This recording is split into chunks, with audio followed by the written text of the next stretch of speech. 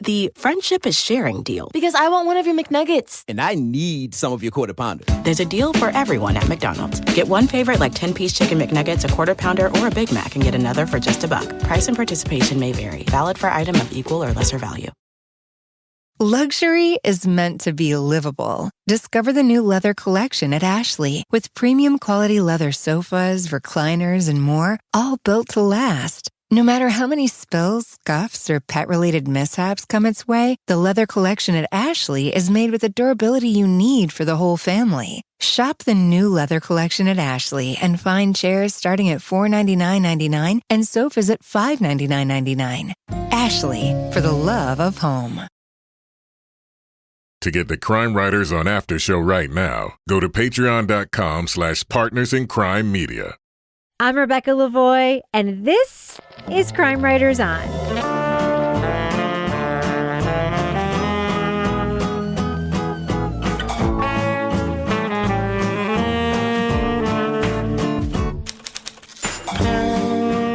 Crime Writers On is the original true crime review podcast that digs into true crime, pop culture, other podcasts. And this week, an aging drug runner passes his most prized possession to his son, a work created by an immortal artist owned by an immortal author. But is it real? We'll review Hemingway's Picasso from Something Else. Plus, with little help from the police or the media, a group of volunteers forms their own group to find people of color who are lost, vanished, or forgotten. We'll discuss Black and Missing from HBO Max. Joining me to get that done and more is true crime author, TV journalist, and host of These Are Their Stories podcast, my husband, Kevin Flynn. Hello, Kevin. Hello, Rebecca. Also with us is private investigator, certified pet detective, resident cat lady, and author of the best-selling book, Dead on Deadline, Laura Bricker. Hello, Laura. Hello, Rebecca. And I'm also now on the hunt for murder spaces, and people in Exeter are volunteering their properties to kill people off. Wait, what do you mean murder spaces? Like places where people would be murdered. You mean for a book books. or a future book? Okay. Yeah. But people want everyone to be killed on their property. So, I mean, our town is getting a little gruesome here. Oh, okay. She's a murder hustler, basically. And finally, our captain of all things cynical, author of the City Trilogy, host of the Strange Arrivals podcast, and our Patreon Deep Dive Book Club podcast, Toby Ball. Hello, Toby. Hey, Rebecca. Now, Kevin, do you want to just reiterate the big announcement that we have going on? Yeah, guys, by the way, this is our last episode with double reviews. Is it? Yeah, next week we're going to be doing a special best of 2021. Yes. We'll talk about our top 10 podcast picks. And then following that, on January 3rd, we're switching to 2 episodes a week. Two. Count them, 2 episodes. We'll be out on Mondays and Thursdays with single review episodes. So you'll have more crime writers on. Choose from the ones that you like. Choose them all. We don't care. We're just putting them in your feed. You know what's funny about that? No, that what? episode that we're taping is like going to be a very long taping, I think, because we have no idea how we're going to do that yet, right? Well, yeah, it might be a little rough for a couple of weeks till we figure out what we're doing Bear here. with us, I guess, is what we're trying to say. Like, we don't quite have this figured out yet, but it's going to be awesome. And by bear with us, I'm talking to Laura and Toby. So am I. That was clear. Cats are behind this, Kevin. They're supporting this. Oh, my God. Look at that little baby. Look at his little white face. Which one is that, Laura? This is Pippin. Pippin and Rocky have a mouse cornered under my desk. And A so live all day mouse? Yes, I saw it run. And since then, both cats have been sitting at the desk, just like quietly staring at it, waiting for it to break cover so they can kill it. So this might go down during this podcast taping. Just oh, my gonna say. God. You know what they're doing? Looking for a place for a murder to happen for her next book. Yeah, they just found out. My desk. It's your office is the answer. My poison typewriter. Oh, my God. All right. Well, we've got a lot to do in this podcast tonight, this final podcast where we are going to do 2 reviews in one show. So I think we should just get it going. What do you think, Kevin? Let's do it. Let's do it. Leading off. I'd actually been to Cuba, and I'd sort of heard these bits about how there was like this allegedly lost Picasso that belonged to Hemingway floating around. Steve Coe would boast in bars about his time as a male model, as an NFL walk-on, and his days as a sea-bound drug smuggler. But his greatest souvenir was a ceramic painted by Pablo Picasso, abandoned in the Cuban home of Ernest Hemingway, meant as payment to drug lord Pablo Escobar. It was a dreamy prospect. a lost treasure that had passed through the hands of two masters, one of art, the other of literature.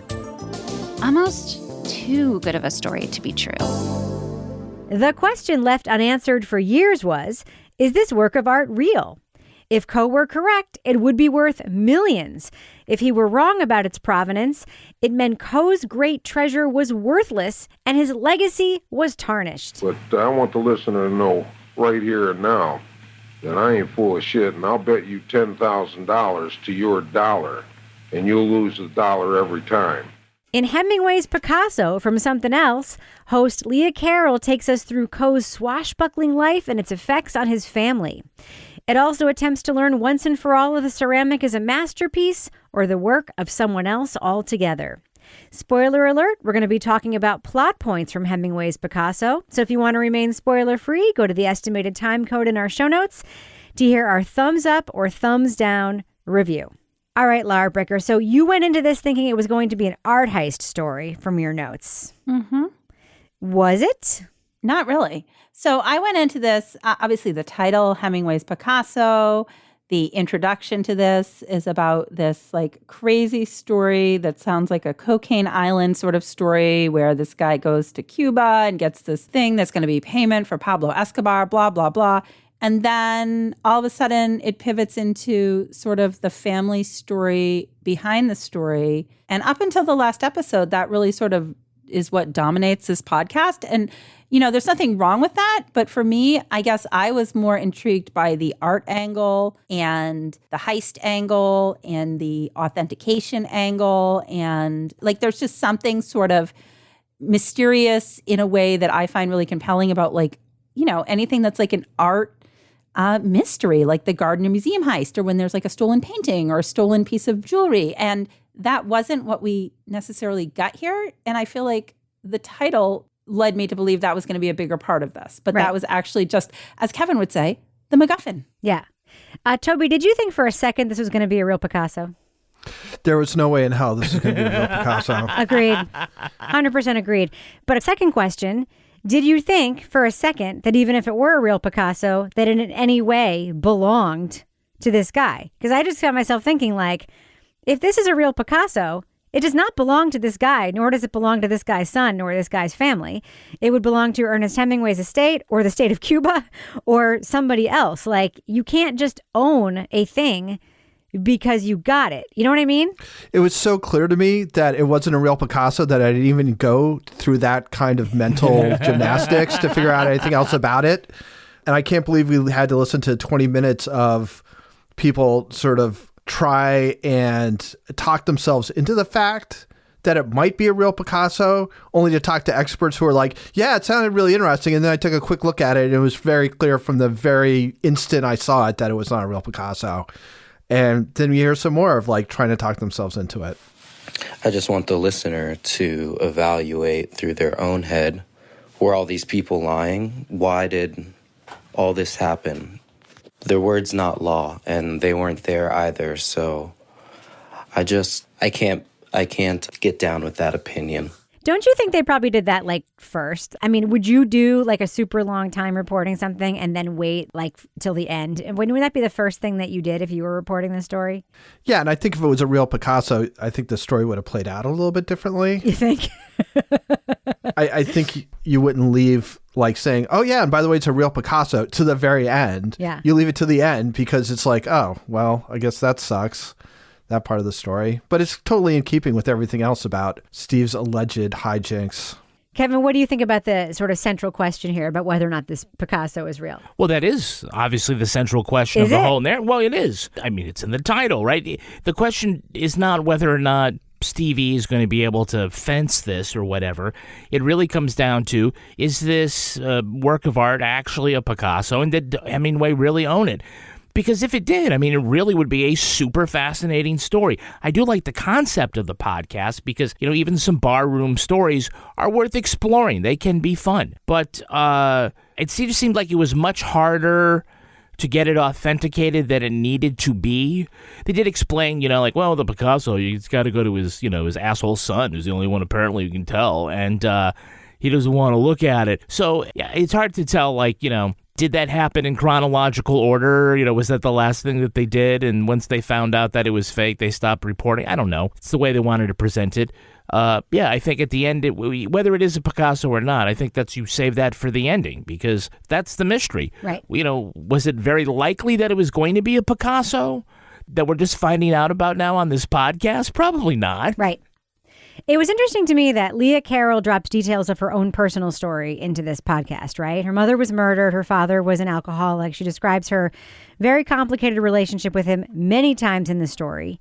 We hear in the story very many times that Steve Coe was a very troubled person, was abusive to his wife and his kids, and yet we are presented this very idyllic version of him by his kids and in some ways by the people around him who talk about him. Not both kids. I would say yes and no, because even his daughter at the end, who does not describe him idyllically, is still looking for his approval in many ways.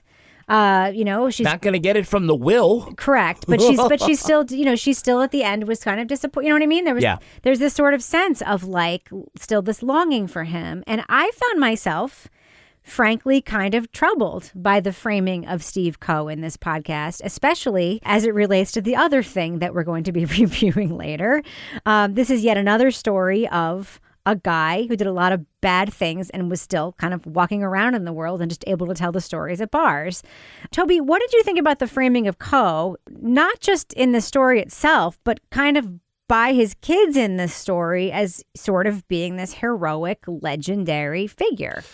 Yeah. So it struck me that like even his kids, I guess not quite to the same extent, but most of the time when you're hearing people talk about how freaking awesome Steve is and stuff, it's relating to stories that he told about himself, right? It's not like I did this with Steve and it was awesome. It was, I want to hear that story again. So he's like kind of this guy who just does this stuff and then is able to tell embellished stories about it.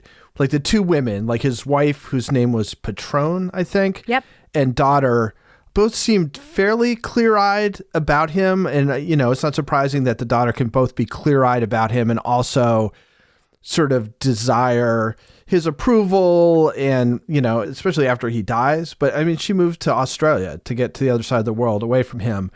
She at one point says something about how maybe I should listen to more of his stories, but they always seem to end up in self-loathing. Yeah. And I was like, okay, so that to me seems like that's the key moment in the whole podcast to me in some ways. It's just like, this is the truth behind this. I thought the whole thing with Stevie was kind of not even kind of, it's tragic. Yep. It just seemed weird that seemed to escape the podcast. And that it's described like at the end where Stevie brings Steve out to California where he absolutely cannot really take care of him. I mean, he can just hang out with them. And it's like, this is my last chance to get approval from him. And I'm going to sleep in the same room as him. And we're going to do LSD and cruise around in his walker and stuff. And she talks about how it's like this idyllic setup. And I'm like, what are you, out of your mind? Like, this is like the most messed up father-son relationship. And like Hail Mary at the end for this kid to try and get something out of his dad that he's always wanted while his dad is dying. To me, it just seemed incredibly sad. And that just seemed completely lost on the podcast for some reason. Laura, what did you think about that? The Steve dynamic and Stevie in particular, because Stevie takes up a lot of time in this podcast. Like, he's in a lot of it. I feel like, and I'm going to cheat here, I'm going to say, I feel like Stevie is more central to the story than the actual artwork. And in reading some of the interviews with Leah that she has done about this podcast, she actually said that once they get into the story, they decided that was actually the story. So that's why there was so much focus on him. Every single story is like, I was doing some psychedelics, I was doing some mushrooms, I was doing some acid. And then I'm like, how is he a reliable narrator at this point, number one? But also just how sad that this guy is jumping through hoops, as you were saying before, to get the approval of this guy who's honestly, like, as I was listening to it, I'm like, this guy is like American Vigilante, except they've kind of checked out his facts because he sounds to be about as full of shit as the guy in that podcast. It's really tragic hearing Stevie's story, but then also hearing that he just remains so nice and so likable despite everything that he's gone through. You know what I mean? Like, I'm like, he could be a real asshole, but he still seems to have this sort of gentle, like nice way about him. And it's really sad when you hear, I mean, yeah, okay, there's this crazy story about all the things his dad did and he's hanging on to all that. But in the long run, like the dad's dead. He gave him his dying proclamation, sell the thing. And then the thing's not even real. So like, where are you going to sell it? Yeah. And we have this very clear-eyed narrative from the mom who's like, yeah, I was in this horrible, shitty relationship, violent, by the way, relationship. And I do, by the way, completely bristle, completely, whenever I hear about a violent relationship and I hear like, well, the woman gave as good as she got, like I completely bristle when I hear that. I mean, this is a professional football player, right? We're talking about, and we all know that those dynamics are never that, never, hardly ever that, the way that they seem, especially through the eyes of children. And we hear Paloma on tape saying, we were watching Stevie relive the patterns of his father, and it's heartbreaking, right? And I do feel like Leah is credulous. I'm honestly very sad for her as well as she is telling it, because I do feel like she's projecting on him too some of her sadness in a way, and not in a way that is objective, in a way that is subjective. And it makes me very sad for her. Anyway, so Kevin, back to the artwork story. Mm-hmm. You say you could have done without some of the deeper family drama, right? Yeah, I could have. I mean, if you think about the way this is structured, we find out in the beginning it's about Steve and his, wild adventures. And then we find out that he's dead. And now it's actually Stevie's the one who's taking, we find him later. I think we should have started with Stevie, and he's got this thing. And what is it? Well, it's his inheritance from his old man, which happens to be blah, blah, blah, blah, blah, blah, blah. Right? Because is this Steve's story or Stevie's story? Well, I mean, look, if it's Steve's story, then it ends because he's passed away. And then there's all this stuff that happens afterwards that, doesn't kind of fit right. If it's Stevie's story, then why are we waiting till the second episode to meet him? But some of the other sort of dramas that it really didn't grab me, that part of it. I think it's probably important. And you guys, all like took away some more profound things from it than I did.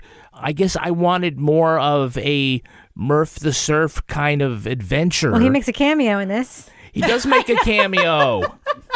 See, that's the kind of thing, though, that I'm sure that Steve emulated and was jealous of Murph the Surf's life and life story and what happened, and he thought I could have that. But, what this reminds me of is that this podcast doesn't have the same kind of magic that The Sneak 2 had. We all like The Sneak. Rebecca, you were sideways, though. But we all generally liked it, yeah. The Sneak 2. I'm just not a fan of, podcasts where it's just some old guy telling yarns about his life. I just think they're boring. Yeah, it is boring. There was no suspense. Once we knew that it was a fake, well, we assumed it was a fake. Yeah. We would have heard about it if it wasn't. I was just like, we've heard this story how many other times already? Not to belittle somebody's personal life story, but we've heard the story. Yeah. But you guys, one of the things that makes certain podcasts pop is the thing that we just don't call it. It's magic. Some of these things just kind of click and then it becomes something special. And this sort of had some of the raw material, but it didn't do that. It didn't become magic. It didn't become something that was, totally bingeable. It was very much like a Steve barroom story. It had a lot of sort of flashy elements, but not a lot of substance to it. I'll tell you something else that structure-wise, Toby, I don't know if you noticed this. There's a thing that I call when I'm editing something like slinky storytelling. There's a structure where sometimes the way that it's told, and sometimes this can be done well, and sometimes it can be done poorly, where you sort of lay out what's going to happen. So you're stretching out the slinky, and then you sort of pull the slinky back, and then you kind of go back and tell part of the story again, push the slinky back, go back and tell part of the story again, push the slinky back. Sometimes, though, it just feels like you're hearing the same thing over and over again. How many times did we hear Steve die in this podcast? We heard the story of his death 4 times. We heard the story of his going to Cuba 3 times. We heard we heard him going to Miami 3 times. I felt like we kept going back in time again. Did you feel like you were kind of hearing the same ground retrod again and again and again here? Yeah, it's funny that you mentioned that because I'd sort of forgotten about this, but there was one time when, I was listening to this while I was commuting and I think I was having to deal with something for a minute. And then when I kind of came back to, I was like, shit, did I somehow put this back to the previous episode? I feel like I've heard this before. And then I had to look at oh no, they're just talking about it again. They're just killing Steve again. Yeah. We've kind of touched on this a little bit, but I think it sort of has at least two parts. And one of them is this sort of get a load of this guy thing with Steve and like going free diving and all this crazy stuff that he supposedly did. And that is sort of presented as being like kind of whimsical and kind of like, you know, fun. And then there's this whole other sort of tragic family thing. It doesn't seem, the tragic family stuff isn't really played for that aspect of it, I think. I mean, I think it's played as being a little bit more towards the whimsical Steve side. Like Kevin was talking about, like, does it have the magic or whatever? It just doesn't, it didn't feel very coherent or cohesive to me. And it just kind of seemed like there should have had two moods to it, and it didn't quite. And I don't know. It's just sort of a miss, I think. Laura, I kept finding myself like, when Leah would talk about her own story, I'm like, why aren't we hearing a podcast about that? My dad died when I was 18, 14 years after my mother was killed. His friends put up a plaque at his local bar. It said, Kevin Carroll, a man's man. I hated that thing. That bar is where my dad would drink himself to death. I don't know about you, but I'm like, I know she wrote a book about that. Why are we hearing her adaptation of this guy Flood's book or story? And this story about this dude, this guy, this old boomer dude or whatever, who got away with a bunch of drug crimes and is able to tell the story in bars. Why aren't we hearing her story that she actually wrote a book about, that she obviously cares a lot about and has a lot to say about, that she connects deeply with?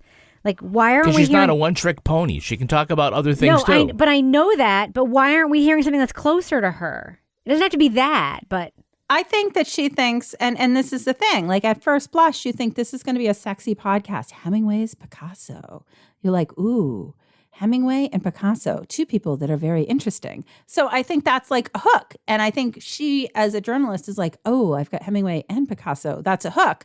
And I think you're right. Her story might have actually been more interesting. I don't know her story, so I can't say, but we're hearing like tangentially sort of things about her story that are similar to this story. But I think it's like when you're looking at what do you think you can sell? What do you think people will be interested in? And there's like, you see something that you think is going to make a big splash and you go with that, when actually another story might be a story that might connect more with people because you're able to tell it in a way that's more relatable because you've experienced it. But I think it's like Hemingway, Picasso, ooh, you know. Yeah, but listen, I know how these things go. Like this story was sold to be developed into a show, and like that's what this company did. And she's the reporter. I get how it works, Kevin. And I'm not saying she's only a one-trick pony who can tell one story. I'm saying that she infused her personal story into the story for a reason, right? Those are the parts of her writing that were the strongest to me.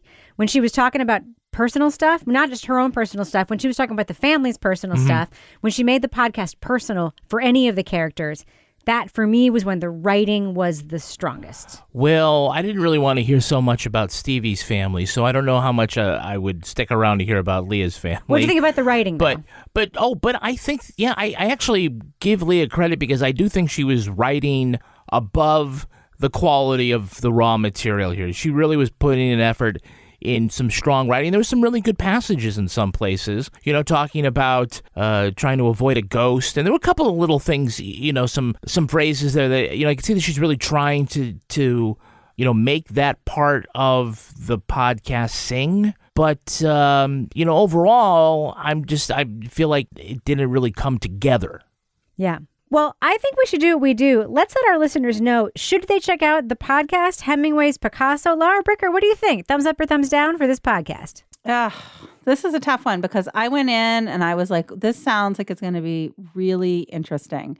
And I liked the first episode. And then I just felt like it dragged me. I'll call it the muddle in the middle because the story sort of shifted directions and went into something that I wasn't expecting to hear. But as a result, to me, it sort of lost the suspense of the story or whatever morsel would be there that was captivating that wanted me to keep listening to the story. So, you know, we've heard a lot of stories. We've heard like The Legend of Cocaine Island. We've heard American Vigilante. We've heard all sorts of stories like that.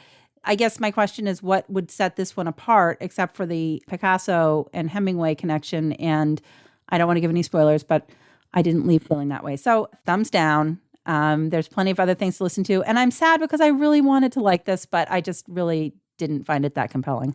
Toby Ball, what do you think about Hemingway's Picasso? Yeah, I mean, I kind of agree with Laura that this is a tough one. You know, it doesn't suck. I think it's got redeeming features. I think it has some interesting, characters, but I don't think they quite know what to do with it. And I think actually maybe even the title of Hemingway's Picasso kind of sort of puts them in a box about where they can go with it. So anyway, I'm not a big thumbs down. I'm sort of a minor thumbs down, like almost to a thumb sideways, but it's just, it doesn't quite get there for me. So it's thumbs down. Kevin Flynn. Yeah, I think God damn it. I can't give it a thumbs up. So I guess it's got to go thumbs down, but it's not a horrible podcast. We've certainly listened to a lot worse. But I agree with you guys that there was some stuff there, and I think it had a really great, promising premise. But some of this stuff just didn't really land for me. I think it really has to do with sort of the characters that we're left with and where their journey goes, because in the end it seemed rather passive. So, but I, like you guys, I really wanted to like this podcast, and I don't hate the folks from Something Else. I just would like to hear something else. Well, you did, because Something Else made The Fault Line Dying for a Fight, which we all liked a lot. Oh, I'm sorry. I think I was a thumbs down on that. I think you were too. Yeah. But I actually like a lot of the people who worked on this show, and I know I'm familiar with a lot of their other work, and I actually like Leah Carroll a lot as a writer and narrator on this show, and I would love to hear her make other stuff. And I actually don't. I want to say I don't blame her for this. I don't think it's her. She's not the reason why I'm giving this a thumbs down. I'm just going to put it that way. The first clue I got that I wasn't going to like this, whenever you hear a story where they talk about the fact that someone tried to sell a story to a bunch of places and no one wanted it. Ding, ding, ding, ding, ding. That's a clue that maybe you shouldn't have made a podcast about that thing. And I can tell you personally that I have worked on and been pitched many projects with people who have said, oh man, I've brought this around so many places and no one wanted it, but man, it's going to make a great podcast. And I'm like, is it? So like that magazine didn't want it and that magazine, but you think it's going to make a great podcast. Like that's telling, right? And and as Toby said, this is yet another guy with a yarn to spin kind of story. And I'm telling you, there are a lot of fucking guys with a yarn to spin out there. There just are. There's a lot of guys this age who are like around in like the 60s, 70s, and 80s in the world of cocaine, in the world of LSD, in the world of surfing, in the world of heists. Tons of guys like this with stories to tell. And I'm telling you, I don't want to fucking hear them anymore, because these guys have stories to tell and they think they're cool and they're out there and they're great and they're whatever. And as we'll hear in the next half of this podcast, the only reason they can tell them is because they're white. Like if these guys were smoking a joint and walking down the street, and if they weren't white, they'd have a completely different fucking kind of story to tell. And I'm just kind of sick of this narrative, frankly. I really, really am. And I kind of don't want to hear it anymore, especially when it's this uninteresting and there's this little to it. I don't think this podcast is terrible, just like everyone else. I just don't think it should have been made. And it just kind of had the slinky thing that wasn't done well. So I can't give it a thumbs up. So yeah, thumbs down for me, not a huge thumbs down, because I think the people who made it did the best they could with the material they had, but, just wasn't great material. So yeah, thumbs down for me for Hemingway's Picasso. Do you ever meet someone who seems kind of off? Whether it's a creepy neighbor or random phone number that keeps calling you, Truthfinder has you covered. You can search for people by name, address, phone number, email, and more. Truthfinder can be especially helpful for running confidential background checks on anyone you're planning to meet from online dating apps. Go to truthfinder.com/podcasts for a special offer. That's truthfinder.com/podcasts to access your special offer today. The friendship is sharing deal. Because I want one of your McNuggets. And I need some of your Quarter Pounder. There's a deal for everyone at McDonald's. Get one favorite like 10-piece chicken McNuggets, a Quarter Pounder, or a Big Mac, and get another for just $1. Price and participation may vary. Valid for item of equal or lesser value.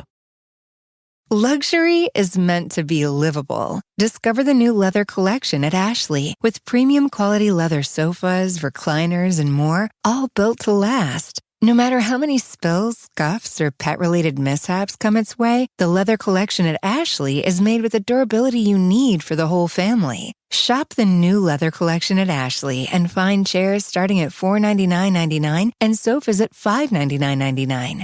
Ashley, for the love of home.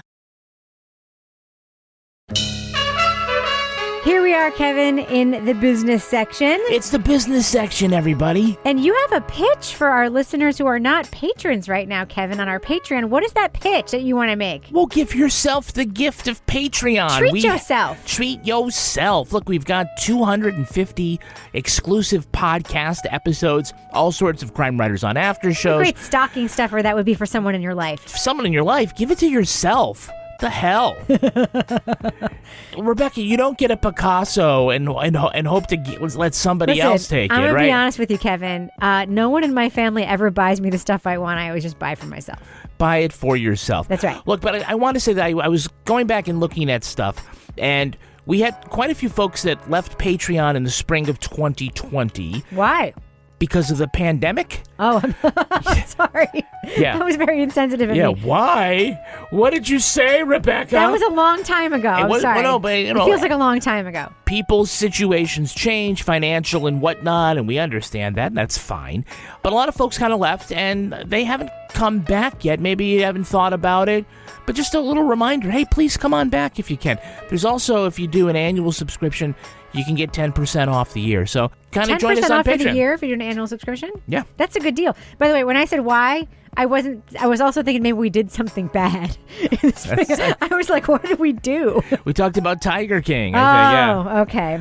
So what do we got going on our Patreon right now? So if someone wants to subscribe for the year, so they pay for the whole year and they get 10% off, right? Yeah. So if you join at whatever level they pick. So if you join at like $6 a month, you get that's the Laura Bricker scale level. Then so you get Laura's podcast, Toby's podcast. You get all the other stuff plus Laura's podcast. You get 4 podcasts at $6 a month, right? Yeah, different type, but more episodes throughout the year. So I'm saying $6 a month would be $72 minus 10%. So it'd be like $65, and you get 4 podcasts for the whole year plus our 250 episode back catalog. That's a lot. Yeah. That's a good stocking stuffer for yourself. Look, we shouldn't be doing math. I'm just saying I'm good at math. I want to show that off. Nobody cares about math. It's a good stocking stuffer. I can see you counting it on your fingers, Rebecca. Listen, it's like my abacus right here. Yeah. So, Kevin, what's in tonight's after show? Well, we're going to talk a little more about Hemingway's Picasso, have some ideas about, whether or not we think that Steve believed that the Picasso was real or not. Trust me, we've got more theories that are worth listening to. And well, there was an intruder in Laura's office. There was a mouse that Laura's cats were watching. And we wonder if by the end of the show, something is going to happen with that mouse. Yeah, it's like Chekhov's gun. Let's see if it goes off. It is like Chekhov's gun. Let's just say the after show might turn into a horror film. Okay, that's what's happening on the after show. What else, Kevin? Hey, by the way, if you're a member of Patreon and you're listening to this on Monday when it comes out, we are having our annual Patreon holiday party. Woohoo! Who's coming? Who's coming? Everybody's coming. Are Laura and Toby going to be there? I don't know. Do you guys want to come? Wait, when is it again? It's Monday, December 20th, 8 p.m. Toby, Eastern I'm going to wear my tiara. On Patreon, we're going to go on Crowdcast, and we'll have... Do Laura and Toby even know this is happening? Can I talk? You guys, I am holding the conch shell. It means... The spirit stick? Yeah, the spirit stick. You guys can come, of course. We want everybody on Patreon to come. Bring your own festive beverage, like whatever Rebecca's drinking with the loud ice right up against the microphone. Is this amateur hour? Is this your first fucking podcast? That's fully sound. Oh my God! Listen, you go ahead, do it. I'll just shut your microphone off. It's easy as hell. Anyway. Join us on Patreon for our holiday party. Hey, Merry Christmas. Merry Christmas to all you folks. All right, so we have a lot of stuff going on. What else do we have going on our Patreon right now besides the after show? Oh, by the way, Laura Bricker wants you to know that in the next Leave It to Bricker, Laura's getting invited to tour potential murder scenes for future books, including the basement of a local church. Oh, holy crap. Holy death. I'm going in. Actually, this podcast comes out on Monday, but I will have gone in on Thursday morning at 10 with somebody who has the key to a site that is 200 plus years old that could be a good murder site. Wow. 200 plus? Oh, my goodness. I can't wait. Thank you, Colonial America, for saving all of your murder sites. Yeah. What could possibly go wrong? All right, Kevin, before we wrap up our business section, do we have any Patreon patron saints of the week this week? Our Patreon patron saints are Allison Deem and Bob Kolker. Oh, wait. What? Bob Kolker? Well, Robert Kolker, yes. Yeah. Holy shit. Bob has been sponsoring us on Patreon for about 4 or 5 years now. I had no idea. Yeah. We've got some great media folks. Bob Kolker, by the way, is the author of Lost Girls and a bunch of other stuff. He was Hidden Valley Road, which won a whole bunch of things. He's a famous magazine writer. The HBO movie that we did, Bad Education, was based on an article that he wrote. He's amazing. Yeah, he's great. We've reviewed 2 of his books on the deep dive. I had it no looks idea. like we've already done enough for Bob Kolker. Maybe I should take that back. Why has he not been a saint before this is what my question is. I didn't even know he was one of our patrons. Now I'm so embarrassed about all the swearing I do on our after show. I'm so fucking sorry, Bob. Well, Lee Bardugo's like really pissed that we didn't pick our second time, so... Oh, Carol, Bob, and Lee, man. It's like all-stars back there. We got more, too, but... All right. Hey, only 2 can be patron saints of the week. Well, that's another perk of joining Patreon, right? Yeah. You could be, it's like being in the romper room with a magic mirror. We could say your name on the podcast in the business section. Hold on, you guys were talking over me, so we didn't get to play the Angels. Hold on. There. All right. And thus ends the business section. Moving on. To the left, not this first house, but the second house right there, is where Keisha was last seen. The one that's in the cut right there is the house where she was last seen at. Disturbed by the lack of attention paid to cases of missing persons of color, 2 women form a group to raise awareness of the issue. Public relations expert Natalie Wilson and former cop Derica Wilson established the Black and Missing Foundation to turn the spotlight on the cases of women like Michelle Green, Pamela Butler, Tamika Houston, and Relisha Rudd. Then we find out that she hasn't been to school in weeks. We find out the length of time that she was last seen. How was a janitor able to walk out of a shelter with an 8-year-old girl? The organization faces resistance from a law enforcement community that doesn't act with appropriate urgency, and indifference from the media who find the disappearance of white women more newsworthy than those of Black women. And if we are privileging white women in this way, it is at the expense of every other woman in our society. The HBO Max 4-part miniseries Black and Missing takes a deep dive into the particular challenges of finding victims of color who vanished, focusing on societal issues, policing, and publicity. It also tells riveting stories of missing person cases, some with satisfying resolutions and some unsolved. We are going to be talking about plot points for Black and Missing, so to remain spoiler-free, go to the estimated time code in our show notes to hear our thumbs up or thumbs down reviews. Laura Bricker, let's talk about this team, Derica and Natalie. What do you think? You want to join this team, yes or no? Abso-fucking-lutely.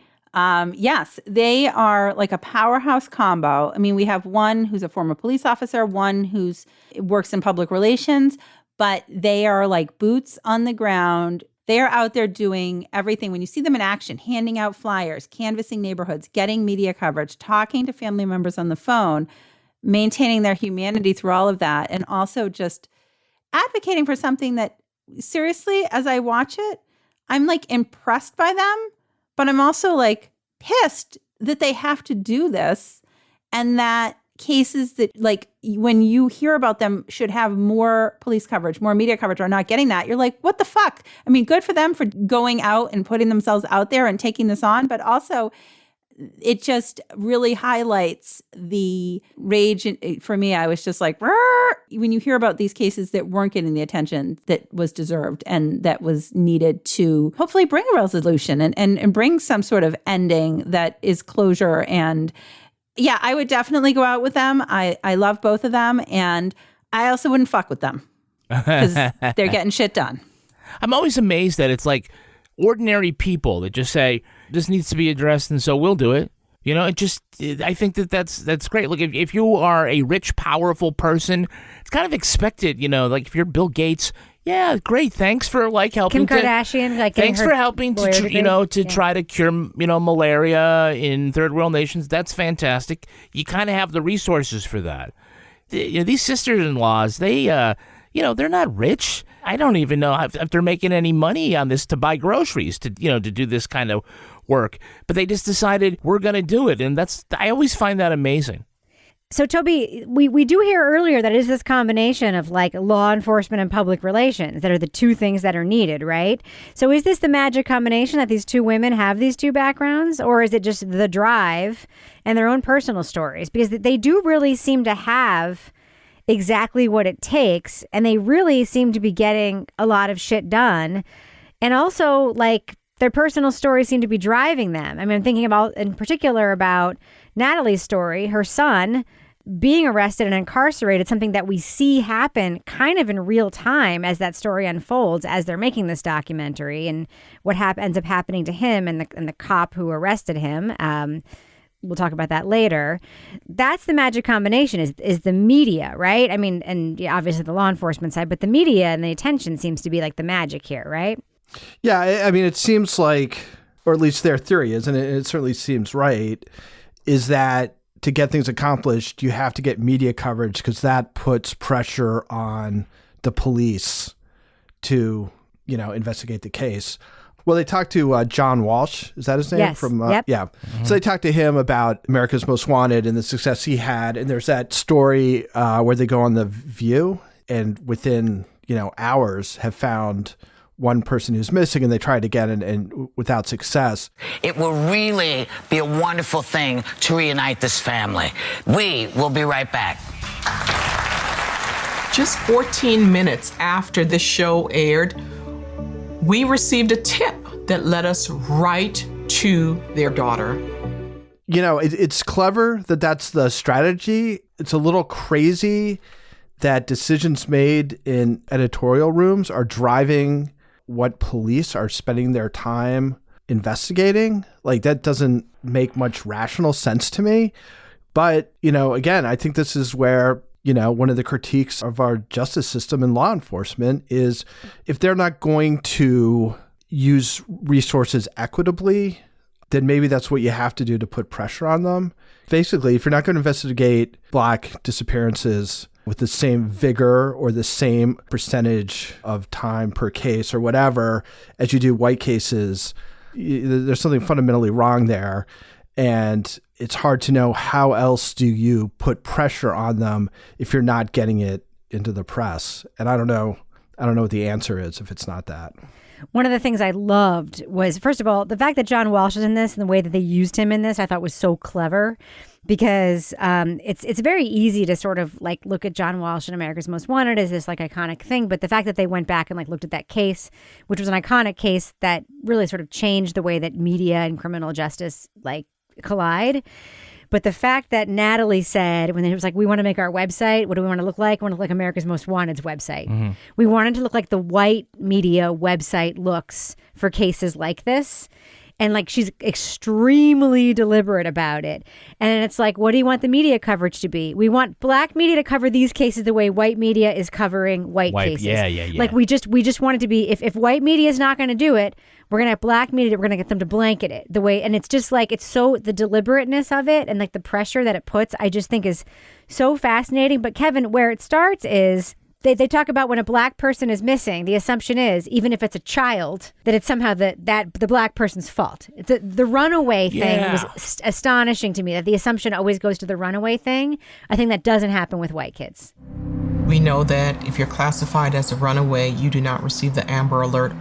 And we have seen that Black children are disproportionately classified as runaways. It's difficult because, as we know, 99%, and that's the actual statistic, 99% of those that run away, leave, whatever term you want to use, they come back. It makes it hard to distinguish when someone has been lured away, right? Or when someone has gotten in trouble, put themselves at risk, was pulled into something that through no fault of their own. The term runaway ends up becoming the kind of thing where you assume that everyone has left on their own and very likely will come back. So it does make it hard to distinguish when you have legitimate cases of concern. We looked at the one case, and it was Amaria Hall.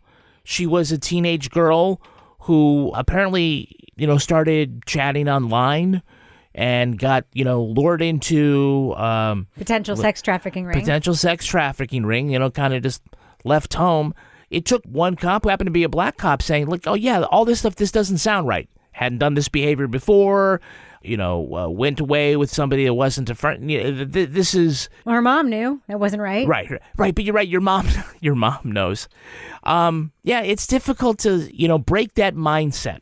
Well, the cops have that mindset with black kids that they don't have with white kids. Like, it was a runaway. Mm-hmm. And we heard that over and over again, that assumption was made. That person just left, an assumption they don't make with white people. Yeah, I do appreciate that they made that point, that the people are led to believe that when a black person is missing or in danger, it's because they put themselves at risk, or it's because it's their own fault. Yeah. So, Laura, we need to talk about Derek and the brother of Pam Butler and the Pam Butler story in general. Mm-hmm. Which I believe, and Kevin and I kept talking about this, a whole documentary could have been made about that story. A great podcast. And what happened to her and the guy who was responsible for it and everything around him. Like an unbelievable unfolding of events. But talk about Derek a little bit, because he is a thread throughout this entire story. What I loved about Derek was that oftentimes you see family members of crime victims that react in ways that are like inflammatory, and they're so upset that they're just not communicating effectively. And he is just thoughtful and empathetic, and he's just impactful in the way he talks. And he's somebody that you can really connect with as you're watching him, because he's got a very sort of gentle nature, but he's also, I think they called him like the quiet storm or something like that at one point when they were introducing him. It's not like suspenseful when you're watching him. It's empathetic when you're watching him, but it's effective when you're watching him because he is such a sincere person. And you see just the lengths that he goes to find closure in his sister's case. And even when things don't go his way, he still communicates in a way that's like, he's not letting people off the hook, but he's not acting in such a way that he's isolating people who might be gravitating towards his story. God, like watching him, I'm like, oh my gosh, the whole thing. I'm like, he should have been the central focus, because other cases that were featured in this, like, I'm like, why do I know this Relisha Rudd case? I'm like, oh yeah, because we listened to a whole podcast about it. Yep. But like his story, I have not heard. And I think this documentary might have been more, I thought it was impactful. But overall, if his story had been the thread that tied it all together, which it kind of was, but more completely than they used it. I just thought he was just such a relatable character and such a good person to put out there, but also somebody I just wanted to go hug. I just loved him. When these things happen, unless you live through it, you don't know the stress that you go through. I can be very happy and see something or think about something that me and Pam could have done or might have did. And it just kills that day, So, Toby, you sent a note that I thought was really interesting, because we very often criticize things when they are too sensational, right? This is a very low-key documentary. Like, it is not sensational. It is measured. It is sort of slowly paced. It sort of lets itself unfold. And even this story with this Derek and his sister Pam, which, again, this is the spoilery zone, so I just want to tell listeners that who have not seen this yet. It is this unbelievably dramatic tale where his sister has been missing. We find out that her partner has likely murdered her, but that he also likely previously murdered his other wife. And then there's this whole situation where his son ends up, becoming an integral part of it. It's like basically a serial murder case that unfolds over all 4 episodes of this. But it's like a slow burn. It's not sensationalized. And it really unfolded in such a way where Kevin and I the whole time were like, holy fucking shit, this is like a serial killer case unfolding so slowly. But you sent me the note that this thing is so low key that it's unlikely to catch fire. in the way that maybe it deserves to? I'm just curious what you think there. Is it too low key? Because you usually like it when things are measured and low key and straight. I mean, it's not really, it didn't eat into my enjoyment's not really the word, but my sort of being engrossed by what I was watching. But it's very low key. It's very measured, as the subject matter deserves. But there's not like a whole lot of suspense, really. I mean, did you find like when you were done with one episode, you're like, I gotta watch the next episode. I can't take a break. You know, I did. There was a liked huge it. cliffhanger after, I think, was it episode 1 or episode 2? Yeah, I did. Okay, well, maybe I'm off then. But my feeling is that for a lot of the documentaries we watch, like there's entertainment value. They're telling stories that are interesting, and for some reason or other, this is a little bit different. It seemed to me in that what you really want to do is get as many eyes on it as you possibly can. Like that seems to me like more of an imperative for this than like a lot of stuff that we've watched and really, really liked.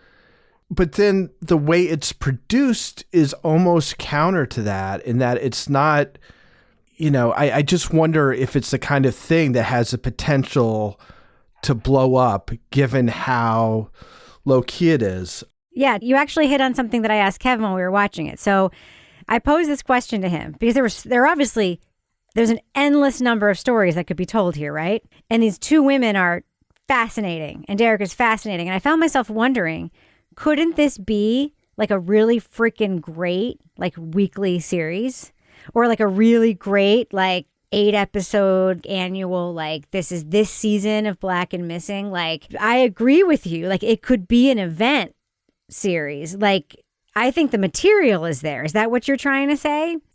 Yeah, I mean, I think the material's there, and I also, it just seems to be like more than most other stuff we see. Like, the imperative is to get as many people as possible to watch it. Like, that's how things would change. Like, this is made with the idea of, I believe, trying to change opinions and put some pressure on media to be more responsive to these kinds of cases in the Black community. And then so it's like, how do you do it in such a way that's going to get like a huge viewership? And so this is one of the things, like, so they had that thing where it looked like, I don't know what it was, Dateline or whatever, was like, had like a little talk with their, you know, the programming people at NBC or wherever it was about like, why don't we do only white people? Why isn't there more diversity or whatever? They questioned the president of NBC News at the time. Why is there such a huge disparity in stories about white victims as opposed to all other kinds? Well, let me say, I don't like hearing that that's true. Race is not a factor in who we cover or how we cover it. And I was kind of like, well, you know what? Fuck you. Like, why don't you just do a year where you just do stories about minority people who've disappeared or whatever, just instead of focusing on white people all the time. Like, you can do that. Like, that's in your power to do it, but you just choose not to. But you want to do this like kind of soul searching thing to make yourselves feel better. So I don't know. Maybe it isn't thought out as much as it could be, but I do think, as much as I like it, and I'm going to give it a lot of praise and a big thumbs up, but is it the kind of thing that is going to compel a lot of people to watch it? I mean, I assume our audience is like the perfect audience for it, but is it going to get people who have sort of passing interest in true crime or are just going to watch what happens to be popular at the time? Like, I don't know if that's going to happen with this. Yeah. It ends up coming to the question of, is this a true crime series or is this a look at a societal issue series? Because the idea that what they should have done was a weekly show with featuring another crime with a missing Black person, it's like, then that just becomes another shitty show on Investigation Discovery. It just, instead of being Wives with Knives, it becomes a watered down version, just that it features people of color. It ends up... Yeah, but those people get found because they're on TV. Well, then it's... You know what I'm saying? So but I don't... Takeaway isn't that this HBO thing is going to find somebody. It's for us to think about why people aren't being found.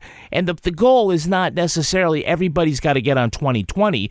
It's that these local news stations have to cover this the same way, because that's where it becomes effective.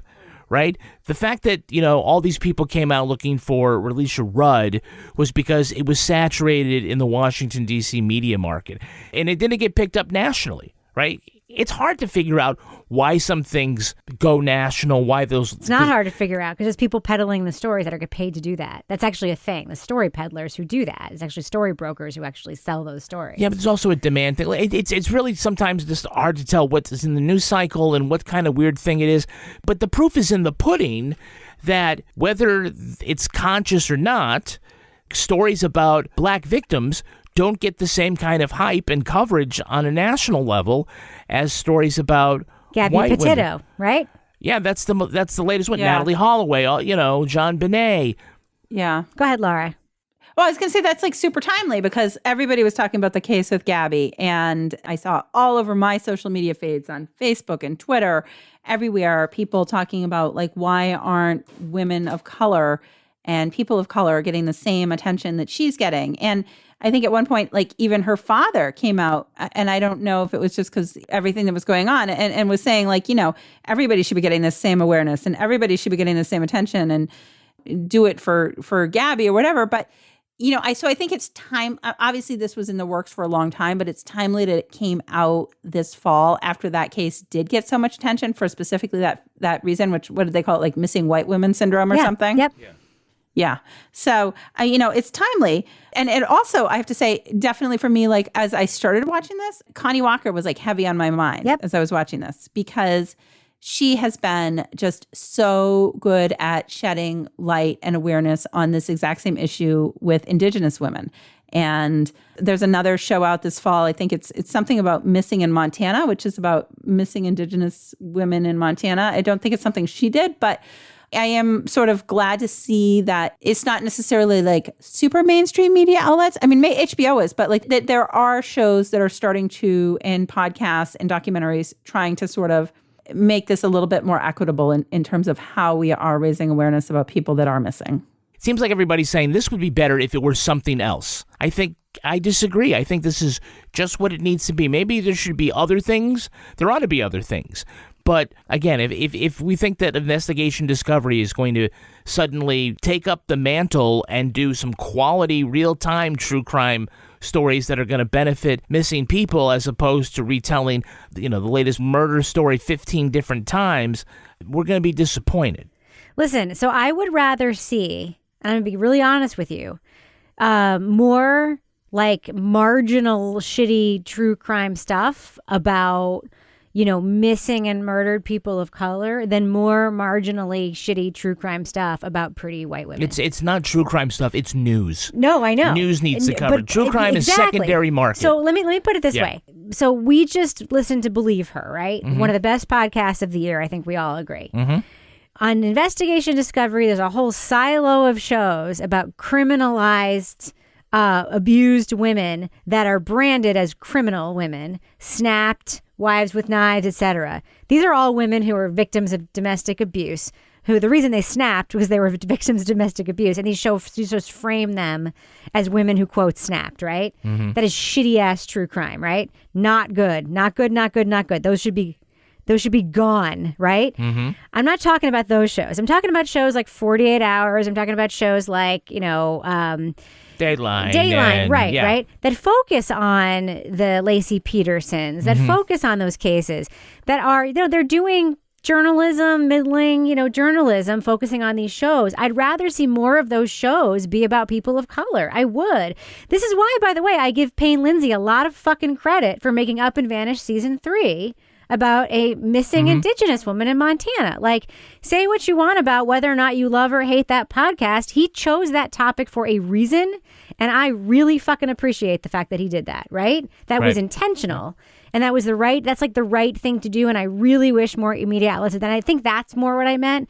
Not that this documentary should be that, but that there should be more shows, like a weekly show, like America's Most Wanted or whatever, that maybe has the focus on, like, I don't give a shit if it's called Black America's Most Wanted, if that's like a terrible title, but like, why the fuck not?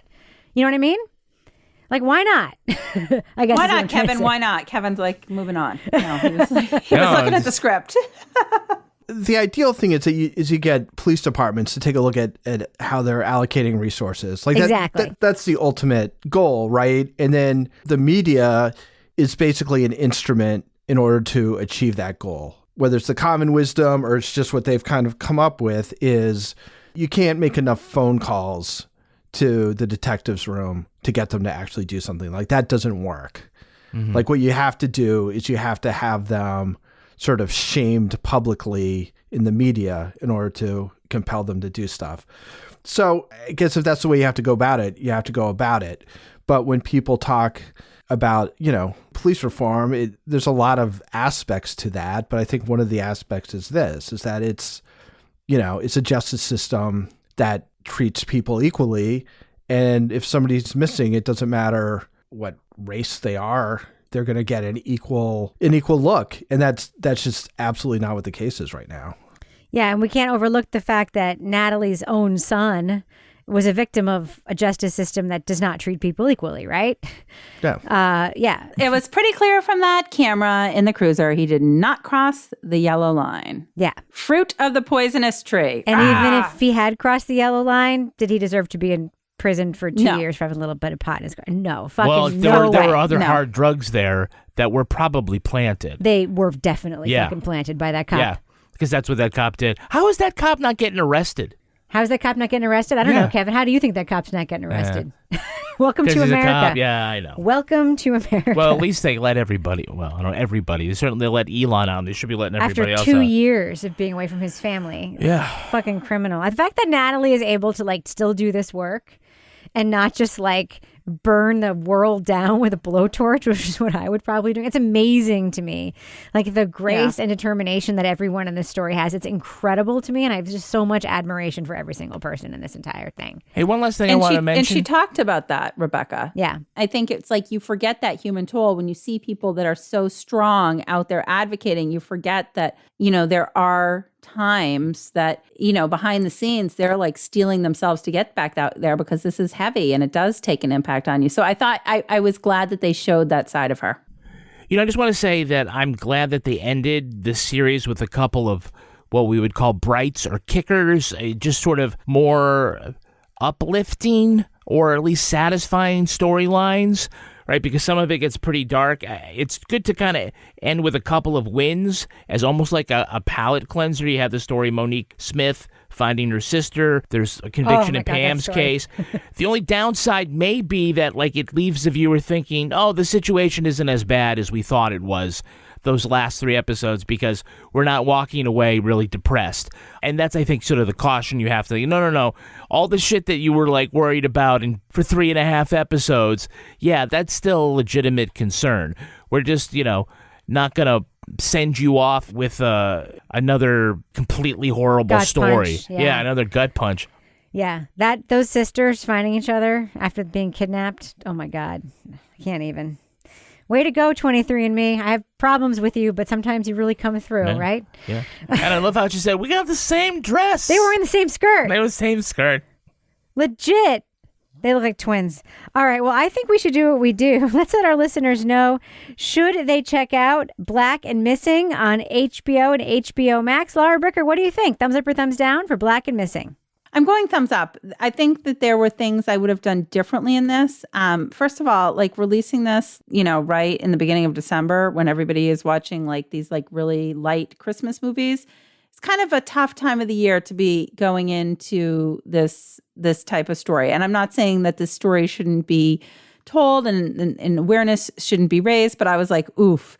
It was heavy. It was a lot. There was a lot of rage coming out of me as I was watching this. And I did get the teenager in my house to watch this because he's all worked up about, he's like, oh, I'll watch that, Mom, because that's bullshit and blah, blah, blah. And I'm like, oh yeah, you'll watch this with me. This is a big moment in my life. But I think that we had good, it was a big moment, you guys. I was like, oh my gosh, I'm raising a criminal justice warrior, you guys. This is so exciting. If only you would stop touching your recording equipment. If he would only stop touching my microphone, life would be ideal. But I liked the characters in this, the people the story was told through. I don't think it was told in a way that was particularly suspenseful. It was very matter of fact. It was very straightforward. And so if you're looking for something that's splashy and exciting, this isn't it. But I think that it really sheds a light on this organization, this foundation, Black and Missing, that's founded by Derica and Natalie. And if nothing else, I think it's good to familiarize yourself and learn about this because, you know, there are people out there that are doing the work, and these women are pretty badass and good for them. Toby Ball.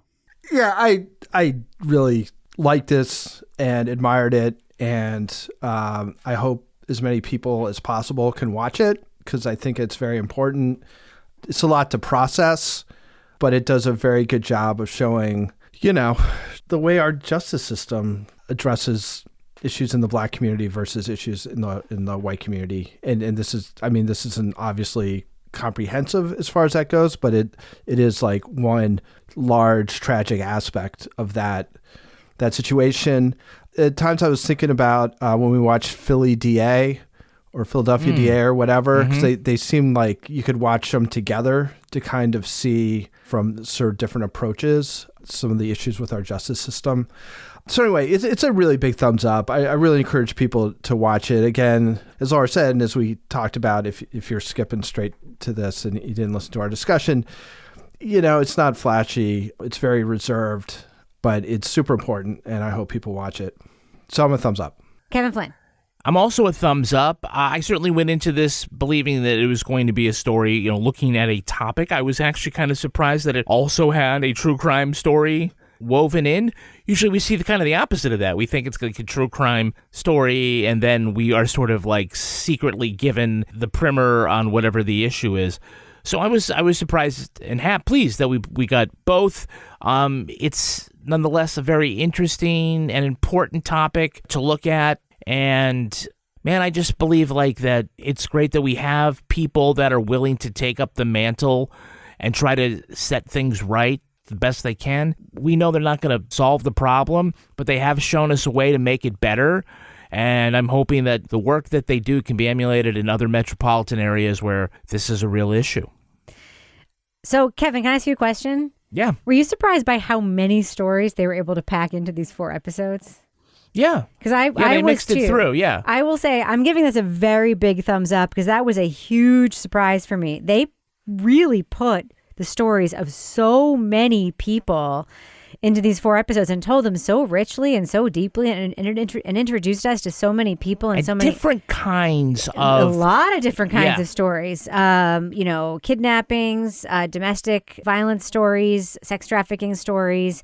I mean, some resolved, some not. Some happy endings, some sad endings. Yeah, really, it's really incredible the breadth and width, and that really illustrates something that there isn't just one kind of missing person story. That it can be something resolvable, and it can be something tragic that's not resolvable. And a missing person can be a murder, and a missing person can be a missing person. Like, it's really amazing to me how much they were able to accomplish. The one thing I will say that I agree with Toby on is that I wish this piece of media could be like the Serial of this issue, where Serial kind of put the potential wrongful conviction and turned the narrative of the true crime world, like to look toward like changing the whole thing of like, you know, the bad guy did it, let's lock him up kind of thing, to like maybe that guy shouldn't have been locked up. I would love for a piece of media like this kind of thing to go viral so that everyone in the world could be paying attention to this particular issue. I'm not sure this is going to rise to the top of that because it is so low key. It doesn't mean it's not excellent. So I have to give a huge, huge thumbs up for Black and Missing. I really do think it's an outstanding documentary. And like Toby, I will say, if you have not watched it and you're listening to this podcast, please watch this documentary. It is excellent. It is compelling. It's entertaining. And there is a fucking awesome true crime story at the heart of it over the course of the 4 episodes that is going to blow your mind. So big thumbs up for me for Black and Missing. Do you ever meet someone who seems kind of off? Whether it's a creepy neighbor or random phone number that keeps calling you, Truthfinder has you covered. You can search for people by name, address, phone number, email, and more. Truthfinder can be especially helpful for running confidential background checks on anyone you're planning to meet from online dating apps. Go to truthfinder.com/podcasts for a special offer. That's truthfinder.com/podcasts to access your special offer today. The friendship is sharing deal. Because I want one of your McNuggets. And I need some of your Quarter Pounder. There's a deal for everyone at McDonald's. Get one favorite like 10-piece chicken McNuggets, a Quarter Pounder, or a Big Mac and get another for just $1. Price and participation may vary. Valid for item of equal or lesser value.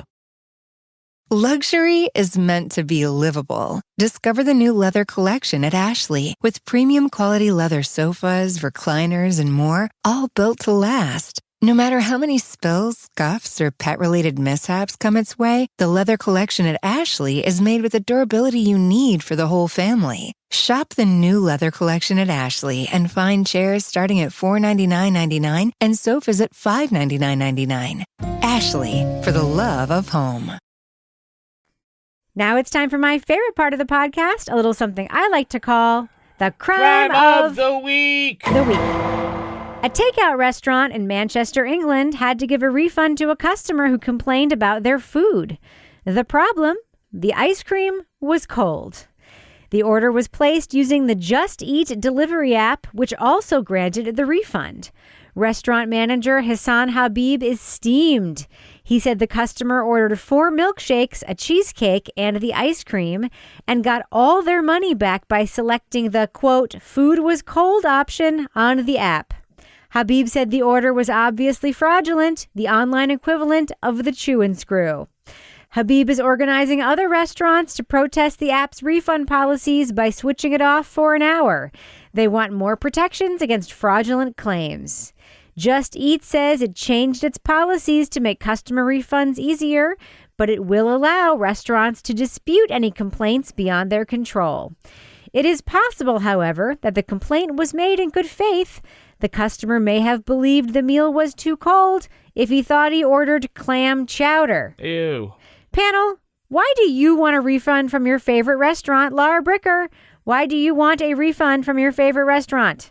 Oh gosh, I never want a refund from my favorite restaurant. I'll tell you, I'm like that person, like when Harry Met Sally, when she's like, I want this, but I want this on the side, but I want this on the top, and I'll say that I've like got all the local chefs trained on that. So my biggest complaint usually is what I call the fake tomatoes that you get in the off season when you get like any kind of burger or sandwich, and they give you that like creepy like off pink tomato, and I'm like, I don't want the suspect tomato, thank you. And most of the time they honor that. But if they don't, that's what I would send back, the sus tomato. Nice. Tell you about, what about you? Why do you want a refund from your favorite restaurant? Said hot dog. That's not a dog. Kevin Flynn. Spaghetti too long. Mine is when I go to the Taco Bell that's attached to the Long John Silver. Oh, and I ask for... Taco Bell Long John Silver. I asked for fire sauce and they accidentally give me tartar sauce. Oh. All right, we should probably end it on that note. But before we do... Would you like some more tartar sauce for your burrito? Laura Bricker, do we have a cat of the week this week? I think we have a hamster of the week. What? It's hard to tell. I'm sorry. It's a guinea pig. I'm sorry. We actually have a guinea pig of the week. Wow. Rebecca. Wow. Okay. That's a first. It is a first, but it's super festive. This guinea pig comes to us from Liz. Oh, that's festive as fuck. Liz Crassiolo. I'm sorry, Liz, if I just totally butchered your last name. The guinea pig's name is Bean. He is truly an ornery old man in a guinea pig's body. But what I love, it looks like he's got like the Christmas tree equivalent of like that old fashioned like headache bag on his head. Like, you know, in the old days when people be like, I've got a headache. Yeah, like and a hot water bottle. But it looks like a Christmas tree. And he's got a little strawberry in front. I think, you know, he's ornery, but he's tolerating the season. And we've never had a guinea pig dressed like a Christmas tree. So he wins this week. That guinea pig is cute as hell. He's cute as hell. If you want to see the photo, sign up for the Crime Writers On newsletter. It's free. How do they do that, Kevin? Go to crimewriterson.com and fill in your email address. That's it. We're not going to sell you anything if you sign up for the newsletter at all. Well, no, we may but try to you sell could you some buy leggings. some leggings or something. Yeah, we're not going to make you. We're not going to sell your names to aluminum siding salesmen. No, we literally just want to sign you up for a newsletter so you can get our fun newsletter. It's literally free and fun. All right, Laura Bricker, if folks want to submit their animals, it could be literally any kind of animal, obviously, to be cat of the week. I especially like dogs. Of course, they can email us at crimewriterson@gmail.com or put them in our Facebook group. But if they want to tweet them to you, how can they find you on Twitter? They can find me at Laura Bricker, and it is the winter season. I'd love to see some like Norwegian forest cats, and I would actually love to own one if anyone wants to give me one. So thanks. Merry Christmas. Happy holidays. Toby Ball, if you would like folks to send you things that you want and you would like to solicit them on Twitter, how can they find you there? That's quite a segue. Toby Ball wants a Norwegian forest cat too. We've got an alleged Norwegian forest cat. Olaf supposedly. How big is he though? Is he that big? He's long. Yeah. He's long and skinny. I don't know. How long? You just put your hands out like 4 feet. Is he that big? They're big, those cats. They're big. I've never had a cat like this. Like usually when you lift up a cat, like their spine sort of holds a little bit of a shape, like they droop a little bit. This cat is like you hold him and he just like slips. It's like wet spaghetti. Like he's like spineless. He's Bring very him to funny. the show next week. I want to see him. You do know how a podcast works, right? Yeah, I do. It's not TV. Send us a picture for the newsletter. All right. right, Toby Ball, what is your fucking Twitter handle? It's at Toby Ball and H. And Kevin Flynn, what is your fucking Twitter handle? It's www.twitter.com/Kevin P. Flynn. We're back on that again, eh? Yeah, I guess so. And if you want to follow me on Twitter or Instagram, you can find me at Reb Lavoie. You can also follow the show on Twitter at Crime Writers On, and I encourage you to join our incredible community in our official Crime Writers On Facebook discussion group. You can find that by looking for us on Facebook, finding our regular Facebook page, and then hitting join the group. Support the show at patreon.com/Partners in Crime Media. You'll get all 4 of our extra podcasts that we make there. It is worth it. Our theme song was composed and performed by Ty Gibbons. Our line editor is the incredible Olivia Burdett. The executive producer of this program is the incredibly handsome Kevin Flynn. Yeah. This show was recorded in the Yoga Loft above the Bodega in Bay St. Louis, Mississippi studio, otherwise known as Studio C, the closet in our New Hampshire basement where we hang our commemorative china plates painted by Toulouse-Lautrec that used to belong to Agatha Christie. On behalf of all the crime writers, thanks so much for listening. We will catch you later. That was very funny. It was a good joke. Thanks. Toby, you have never seen fucking Titanic. I've never seen Titanic. What? Wow. How is that even... How'd you even avoid that? I don't even know how that's actually possible. To not, I mean, I'm trying to figure out a time when I would have been like, oh, what should I do tonight? Well, maybe I'll watch Titanic. It was certainly in the theater for like a year and a half. yes. And That makes me want to go see it. I mean, I don't know how you avoided it. Did you not know like any other people when it came out? Because like, No, I know people who've seen it. You know what else to make it even worse? I didn't even know that My Heart Will Go On or whatever that song is by Celine what's her Dion. face? Dion? Yeah, I don't think I'd ever like knew what that song was until I listened to the 60 songs. 60 songs that explain the 90s about Isn't it. that podcast so fucking great? Yeah.